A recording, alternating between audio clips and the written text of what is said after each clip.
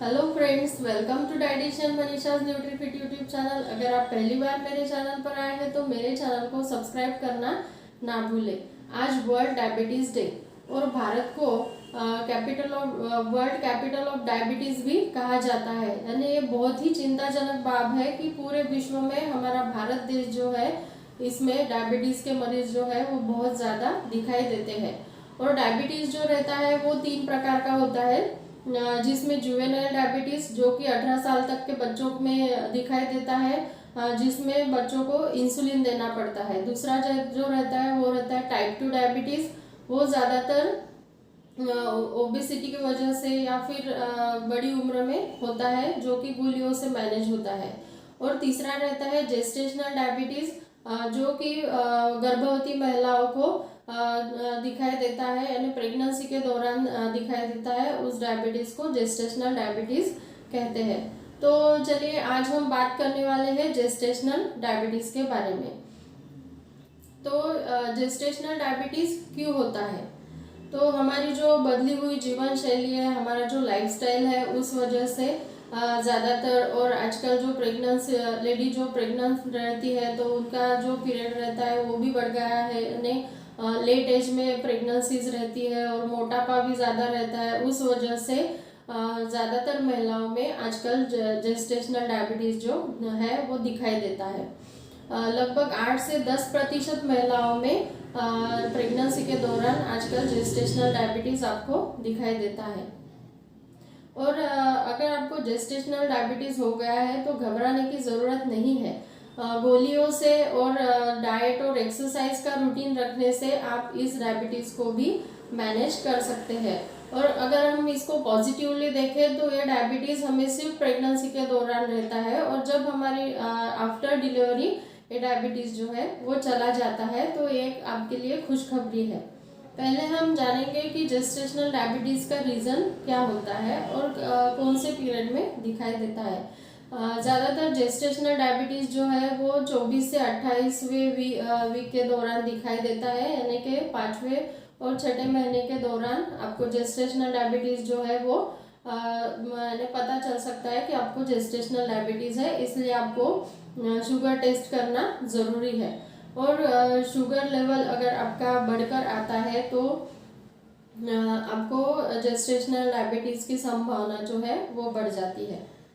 Pregnancy के दौरान हमारे शरीर में ईस्ट्रोजन, प्रोजेस्टेरॉन और लैक्टोजन, ये 3 हार्मोन्स का सिक्रीशन जो है वो बढ़ जाता है, जो कि हमारे बेबी के ग्रोथ और डेवलपमेंट के लिए बहुत ही ज़रूरी हार्मोन्स होते हैं।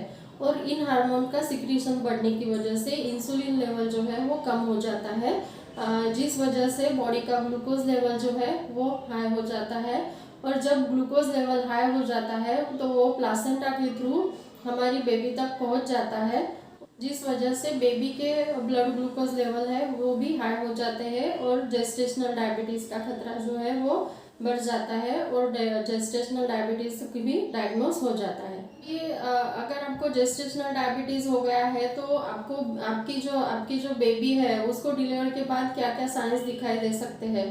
तो अगर आपको जेस्टेशनल डायबिटीज़ हो गया है तो आपका होने वाला जो बेबी है तो आफ्टर डिलीवरी वो बेबी का वेट जो है वो ज़्यादा हो सकता है। अगर बेबी का वेट कम है तो वो भी चिंताजनक है, और ज़्यादा है वो भी चिंताजनक है। इसलिए बेबी का वेट जो है वो नॉर्मल होना बहुत ही ज़रूरी है।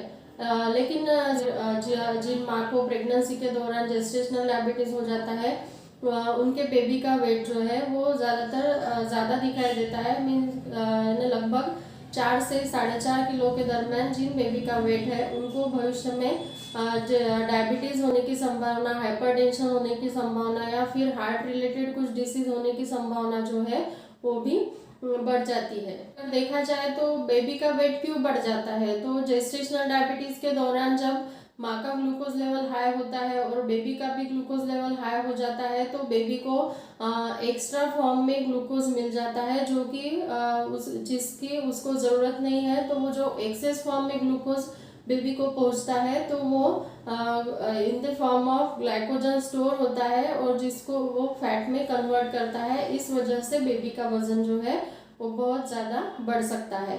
और अगर बेबी का वज़न ज़्यादा है तो डिलीवरी के टाइम में माँ को भी मुश्किल हो सकती है और नॉर्मल डिलीवरी होने में भी मुश्किलें आ सकती है। तो इन सभी कॉम्प्लिकेशंस को अगर हमें कम करना है तो सबसे अच्छी बात है कि हमारी लाइफस्टाइल बदले, हमारा वज़न जो है वो नियंत्रण में रखें और एक्सरसाइज करें। और हमारा जो डाइट जो है वो बहुत ही मेन पार्ट है, तो हमारा डाइट जो है वो सही होना बहुत ही ज़रूरी है।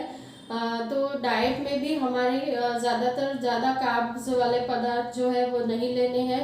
अच्छा हाई प्रोटीन वाला diet, iron, folic acid, iron rich, vitamin rich वाला डाइट हमें लेना चाहिए, जिसमें कि हमें हमारी डाइट में बहुत सारे फल और सब्जियों को शामिल करना है और एक्सरसाइज का रूटीन रखना है। इसके साथ ही पानी जो है, वाटर इनटेक अच्छा रखना है और दूध वाले पदार्थ जो है वो हाई प्रोटीन होते हैं, तो उनका इंटेक भी हमें अपनी डाइट में रखना है। तो अगर ऐसा आप हेल्दी डाइट रखते हैं, एक्सरसाइज का रूटीन रखते हैं, तो निश्चित ही आप जेस्टेशनल डायबिटीज से बच सकते हैं। तो स्वस्थ भारत बनाने में हर एक माँ ने योगदान देना चाहिए और जेस्टेशनल डायबिटीज़ का खतरा कम करने के लिए अपने आप से शुरुआत करनी चाहिए, ताकि बच्चा और स्वस्थ भारत निर्माण हो। और डायबिटीज़ फ्री हमें अपना इंडिया बनाना है, तो अपने आप से, अपने खुद से इसकी शुरुआत करो। अगर आपको मेरा वीडियो अच्छा लगा है तो इसको लाइक और शेयर करें। इसके साथ ही मेरे चैनल को सब्सक्राइब करना ना भूलें। Thank you all.